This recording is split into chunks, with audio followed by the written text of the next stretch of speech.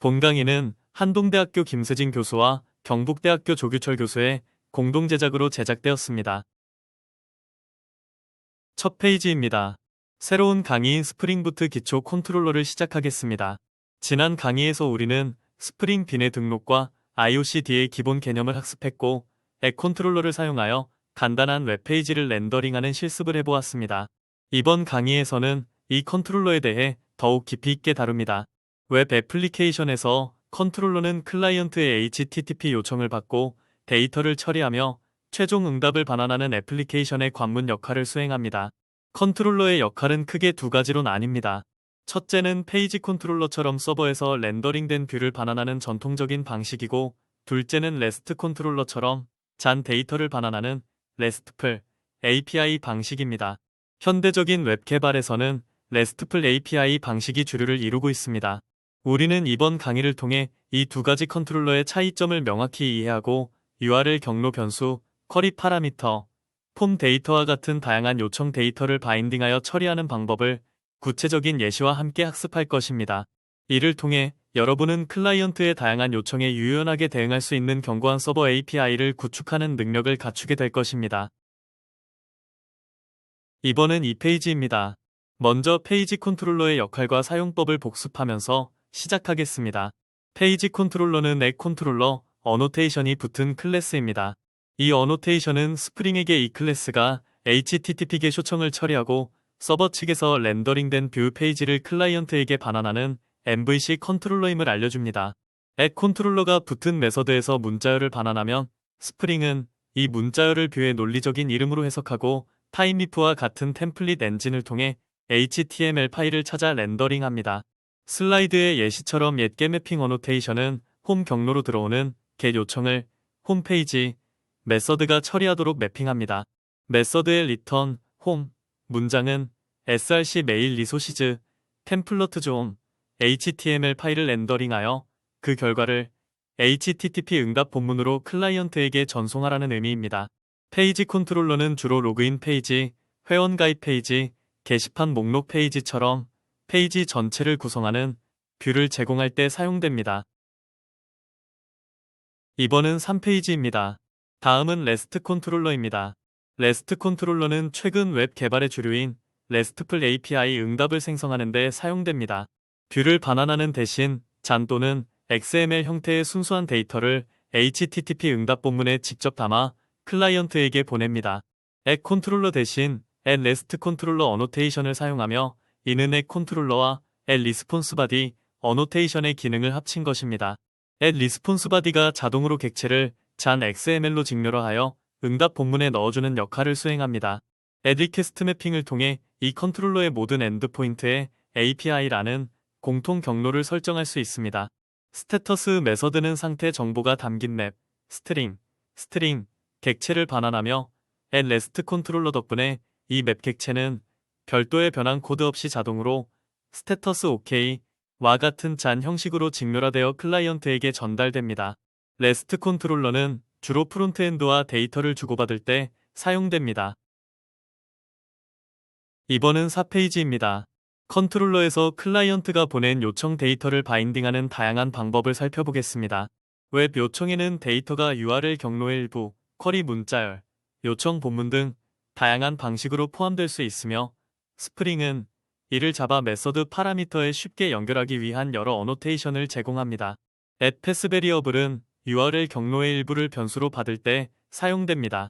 예를 들어 유저즈 100에서 100이라는 값을 롱 id에 바인딩합니다. 이는 리소스의 고유 식별자를 나타낼 때 유용합니다. 앱 리퀘스트 파람은 URL의 쿼리 문자열을 변수로 받을 때 사용되며 정렬 방식이나 페이지 번호와 같은 부가적인 데이터를 전달하는 데 주로 사용됩니다. 앱 모델 어트리뷰트는 복잡한 폼 데이터나 다수의 쿼리, 파라미터를 자바 객체에 한 번에 바인딩할 때 사용됩니다. 또한 요청 본문에 담긴 데이터를 객체에 바인딩할 때는 앱 리퀘스트 바디를 사용합니다. 이처럼 스프링의 어노테이션을 사용하면 요청 데이터를 일일이 파싱할 필요 없이 자바 타입으로 안전하게 수신할 수 있습니다.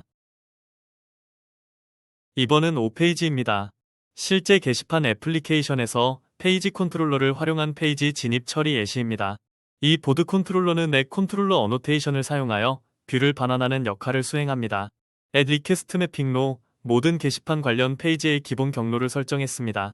at get 매핑 메서드는 보즈 경로로 들어오는 get 요청을 처리하며 게시글 목록 페이지로 진입을 담당합니다. 이 메서드에서 가장 중요한 부분은 보드 서비스 find all을 호출하여 목록 데이터를 조회하는 것입니다. 조회된 데이터는 모델 객체를 파라미터로 받아 모델 add attribute를 통해 뷰에 전달됩니다. 즉, 이 코드는 게시글 목록을 조회한 후 그 결과를 보즈라는 이름으로 뷰에 담아 템플러트즈 보즈 리스트 HTML을 렌더링하라는 의미를 가집니다. 이번은 6페이지입니다. 현대 웹 애플리케이션 아키텍처를 통해 아이작 기반 통신의 필요성을 이해해 보겠습니다. 전통적인 웹 아키텍처는 클라이언트가 서버에 요청하면 서버가 HTML 전체를 렌더링하여 응답합니다. 하지만 슬라이드에 보이는 아키텍처는 클라이언트가 아이작을 사용하여 웹 서비스의 잔 형태로 데이터를 요청하는 스팟 또는 하이브리드 앱 방식입니다. 클라이언트는 아이작 요청을 통해 서버의 비즈니스 로직을 거쳐 순수한 잔 데이터를 응답받습니다. 클라이언트는 이 잔 데이터를 받아 위젯, 즉 자바스크립트를 사용하여 웹페이지의 일부분만 동적으로 업데이트합니다. 이 방식은 페이지 전체를 새로 고침할 필요가 없어 사용자 경험이 개선되고 서버는 데이터만 처리하므로 부하가 줄어들며 모바일 앱과도 동일한 API를 공유할 수 있어 개발 효율성이 크게 높아집니다. 이번은 7페이지입니다. 프론트엔드에서 아이작을 사용하여 서버와 통신하는 구체적인 예시입니다. jQuery에 달러 아이작 함수는 비동기적으로 서버에 요청을 보냅니다. URL에 데이터를 가져올 REST API 주소를 메소드의 HTTP 요청 방식을 데이터의 서버로 보낼 데이터를 설정합니다. 가장 중요한 부분은 success 함수와 error 함수입니다. success 함수는 서버 요청이 성공했을 때 실행되며 서버에서 잔 형태로 반환된 데이터를 받아 웹페이지의 해당 영역을 자바스크립트로 업데이트하는 로직을 작성합니다. 에러 함수는 요청 실패 시 실행되어 사용자에게 오류 메시지를 표시하는 등 오류 처리를 담당합니다. 이처럼 아이작은 페이지 전체에 로딩 없이 서버와 데이터를 교환하는 핵심 기술입니다. 이번은 8페이지입니다. 최근에는 jQuery 대신 브라우저에 내장된 패치 API를 사용하여 아이작 통신을 구현하는 경우가 많습니다. 패치 함수는 프로미스 기반으로 작동하며 코드가 더 간결하고 현대적인 비동기 처리 방식을 따릅니다. 패치로 요청을 보낸 후 then을 사용하여 응답 객체를 받아 응답 본문을 잔 형태로 파싱합니다. 파싱이 완료되면 then을 통해 최종 잔 데이터를 받아 렌더리스트와 같은 함수를 호출하여 화면의 목록을 동적으로 렌더링합니다. 패치 API는 외부 라이브러리에 의존하지 않고도 비동기 통신을 구현할 수 있게 해주는 강력한 표준 기능입니다. 이번은 9페이지입니다. 게시글 작성 폼의 HTML 예시입니다. 이 폼은 th, 액션, 앱포즈와 메소드, 포스트를 사용하여 서버에 포스트 요청을 보냅니다. th, 액션은 타임이프 표현식으로 서버 경로를 동적으로 생성하여 경로가 변경되더라도 유연하게 대응할 수 있도록 돕습니다. 폼 안에는 인풋 타입, 텍스트, 네임, 타이틀, 과 텍스터리어 네임, 컨텐츠 텍스터리어와 같이 사용자가 입력할 수 있는 필드들이 포함됩니다. 여기서 중요한 것은 네임 속성입니다. 이 네임 속성 값이 서버 컨트롤러의 메서드 파라미터 또는 객체 필드 이름과 일치해야 자동 바인딩이 이루어집니다. 사용자가 등록 버튼을 누르면 이 필드의 데이터가 HTTP 요청 본문에 담겨 서버의 컨트롤러로 전송됩니다. 이번은 10페이지입니다. 지금까지 배운 내용을 바탕으로 컨트롤러를 포함한 전체 요청 응답 흐름을 요약합니다. 프론트는 HTML, XML, 같은 마크업 언어와 자바스크립트 같은 하이 레벨 언어를 사용하여 화면을 구성합니다. 클라이언트의 리퀘스트는 아이작을 통해 컨트롤러로 전달됩니다. 컨트롤러는 이 요청을 받아 파라미터를 바인딩하고 서비스 계층에 비즈니스 로직 처리를 위임합니다. 데이터를 처리한 후 컨트롤러는 최종 리스폰스를 클라이언트에게 돌려줍니다. 이 응답은 전통적인 HTML 뷰일 수도 있고 현대적인 잔 데이터일 수도 있습니다. 스프링 컴포넌츠는 이 모든 흐름을 뒤와 AOP 메커니즘 위에서 안정적으로 관리합니다. 이번은 11페이지입니다. REST 컨트롤러를 이용한 게시글 입력 처리와 데이터 수신 방식에 대해 자세히 알아보겠습니다. 이 메서드는 앱 포스트 매핑 어노테이션을 사용하여 일반적으로 보조와 같은 경로로 들어오는 포스트 요청을 처리합니다. 여기서 클라이언트가 데이터를 전송하는 방식에 따라 서버의 데이터 수신 방식이 달라집니다. 슬라이드 예시처럼 단순히 보드 객체를 파라미터로 받을 경우 스프링은 기본적으로 HTML 폼 데이터를 이 보드 객체에 매핑하려고 시도합니다. 그러나 현대의 RESTful API는 주로 잔 형태의 데이터를 요청 본문에 담아 전송하며 이 경우 파라미터 앞에 add request body annotation을 명시적으로 붙여줘야 잔을 보드 객체로 자동 변환할 수 있습니다. add request body 방식이 REST API에서 가장 권장되는 데이터 수신 방식입니다. 메서드 내부에서는 보드 서비스, save를 호출하여 게시글을 저장합니다. 슬라이드 예시에서는 저장 후 return, redirect 보즈를 사용하여 게시글 목록 페이지로 리다이렉트 하는데 이는 전통적인 MVC 패턴의 리다이렉트 방식입니다. 만약 REST API로 사용한다면 저장된 보드 객체나 리스폰스 엔티티를 반환하여 클라이언트에게 잔 형태로 성공 상태와 함께 생성된 리소스 정보를 돌려주는 것이 RESTful 원칙에 더 부합합니다. 이번은 12페이지입니다. REST 컨트롤러를 이용한 게시글 단건 조회 처리는 RESTful API 설계의 기본입니다. 단건 조회는 URL 경로의 리소스의 식별자를 포함하는 방식이 사용됩니다. at 매핑 엔드포인트를 사용하며 이는 보즈 1, 보즈 100과 같이 특정 리소스에 대한 접근을 의미합니다. at pass variable, long id annotation을 사용하여 URL 경로의 id, 값을 메서드의 id 파라미터에 안전하게 바인딩합니다. 이 어노테이션 덕분에 스프링은 URL 패턴과 파라미터 타입을 자동으로 매칭해 줍니다. 메서드 내부에서는 보드 서비스 find by id를 호출하여 해당 id의 게시글 객체를 조회하고 반환합니다.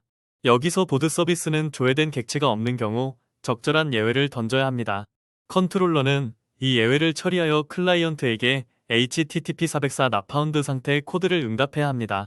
at REST 컨트롤러 덕분에 반환된 보드 객체는 잔으로 자동 변환되어 클라이언트에게 전달됩니다. 이번은 13페이지입니다. REST 컨트롤러를 이용한 게시글 전체 목록 조회 처리를 살펴보겠습니다. 전체 목록 조회는 일반적으로 기본 경로에 계류청이 들어오거나 리스트와 같은 서브 경로를 사용하여 처리됩니다. 이 예시에서는 add request 매핑을 기본 경로로 사용하고 add get 매핑을 통해 최종 보즈 API 리스트 엔드포인트를 구성했습니다. 리스트 메서드는 보드 서비스 find all을 호출하여 데이터베이스에 저장된 모든 게시글 리스트를 조회하고 반환합니다. 여기서 성능 고려 사항이 발생합니다. 만약 게시글이 수십만 개 이상이라면 이 find all 호출은 서버와 데이터베이스에 치명적인 부하를 줄 수 있습니다.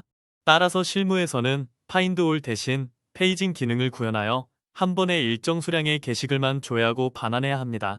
리스트, 보드, 객체는 응답 시 잔 배열 형태로 자동 직렬화됩니다. 이번은 14페이지입니다. URL 경로에서 여러 개의 아이디를 추출하여 계층적인 리소스를 다루는 방법입니다. 게시글에 달린 댓글을 조회하는 API와 가치 리소스 간의 계층적 관계를 나타낼 때 유용합니다. 예를 들어 특정 게시글의 특정 댓글을 조회하는 엔드포인트는 at get 매핑과 같이 설계됩니다. 메서드 파라미터에서는 at pass variable, long board id와 at pass variable long comment id를 각각 사용하여 두 개의 경로 변수 값을 모두 추출합니다. 스프링은 이 경로 변수 이름과 파라미터 이름을 자동으로 매칭해 줍니다. 컨트롤러는 이 두 아이디를 사용하여 코멘트 서비스 find를 호출하고 특정 게시글에 속한 특정 댓글 객체를 반환하게 됩니다. 이 방식은 리소스의 관계를 명확히 표현하고 리소스 식별을 명확하게 할 수 있는 RESTful API 설계의 모범 사례입니다. 이번은 15페이지입니다. REST 컨트롤러를 이용한 게시글 수정 처리 방식입니다. 게시글 수정은 RESTful 원칙에 따라 at put 매핑 어노테이션을 사용하여 처리합니다. put 메서드는 리소스 전체를 갱신한다는 의미를 가집니다. 만약 리소스의 일부 속성만 갱신할 경우에는 at patch 매핑을 사용합니다. 파라미터로는 at pass variable, long id를 통해 수정할 리소스의 id를 얻고 at request body, 보드를 통해 클라이언트가 보낸 수정 내용을 잔으로 수신합니다. 요청 본문의 보드 객체는 아이디 값이 없거나 무시될 수 있으므로 URL에서 추출한 아이디와 요청 본문의 수정 내용을 결합하여 보드 서비스 업데이트를 호출해야 합니다. 서비스 계층에서는 이 아이디를 기반으로 기존 엔티티를 조회하고 요청 내용을 반영하여 변경한 후 저장합니다. 수정이 완료된 보드 객체를 반환하여 클라이언트에게 변경된 내용을 즉시 알려줄 수 있습니다. 이번은 16페이지입니다. 뷰를 반환하는 보드 컨트롤러의 전체 구조와 뷰 이름 매핑을 다시 한번 확인합니다. 이 클래스는 액 컨트롤러 어노테이션을 사용하여 뷰 템플릿 렌더링을 책임지는 컨트롤러입니다. add 리퀘스트 매핑로 기본 경로를 설정했습니다. 리스트 페이지, 크리에이트 페이지, 딜리트 페이지와 같은 메서드들은 모두 리턴, 보즈 리스트, 리턴, 보즈 크리에이트처럼 문자열을 반환합니다. 스프링은 이 문자열을 템플러트즈 디렉터리 아래의 논리적 뷰 파일 경로로 해석합니다. 예를 들어 보즈 리스트는 템플러트즈 보즈 리스트 HTML 파일을 찾아 렌더링합니다. 이러한 뷰 컨트롤러의 역할은 순수한 REST API와 달리 사용자가 직접 상호작용하는 웹페이지를 제공하는 것입니다. 이번은 17페이지입니다. 잔 데이터를 처리하는 보드 REST 컨트롤러의 전체 구조를 크러드 기능과 함께 통합적으로 살펴보겠습니다. add REST 컨트롤러 어노테이션을 사용하여 잔 응답을 전문으로 하며 add 리퀘스트 매핑을 통해 API 기본 경로를 명시합니다. 이 컨트롤러는 보드 서비스를 의존성 주입받아 사용합니다. 5가지 핵심 메서드인 리스트, getBoard, createBoard, updateBoard, deleteBoard를 통해 크러드의 모든 기능을 RESTful HTTP 메서드에 정확히 매핑하고 있습니다. 모든 메서드는 서비스 계층을 호출하고 그 결과로 받은 보드 객체나 리스트, 보드, 객체를 스프링 이전으로 변환하여 클라이언트에게 반환합니다. 이번은 18페이지입니다. 앞서 본 보드 REST 컨트롤러의 크러드 구형 코드를 다시 한번 상세히 분석하겠습니다. add 포스트 매핑의 create board 메서드는 add 리퀘스트 바디로 잔을 수신하여 세이브를 호출하고 add 풋 매핑의 update board 메서드는 add 패스 베리어블과 add 리퀘스트 바디를 조합하여 수정을 처리합니다. 특히 add 딜리트 매핑의 딜리트 보드 메서드에서는 리스폰스 엔티티 보이드를 반환하고 리턴 리스폰스 엔티티 노 컨텐츠 빌드를 사용했습니다. 리스폰스 엔티티는 HTTP 응답의 헤더, 본문, 상태 코드를 모두 제어할 수 있게 해주는 스프링 클래스입니다. 노 컨텐츠는 HTTP 204 노 컨텐츠 상태 코드를 생성하며 이는 RESTful API에서 리소스 삭제 성공 시 응답 본문 없이 성공을 알리는 표준적인 방식입니다. 이번은 19페이지입니다. 게시글 작성 페이지에서 jQuery 아이작을 사용하여 포스트 요청을 보내는 프론트엔드 코드입니다. 이 코드는 페이지 전체 리다이렉트 없이 비동기적으로 게시글을 생성하는 방법을 보여줍니다. 아이작 요청을 보낼 때 타입, 포스트와 URL, 보즈 API를 사용합니다.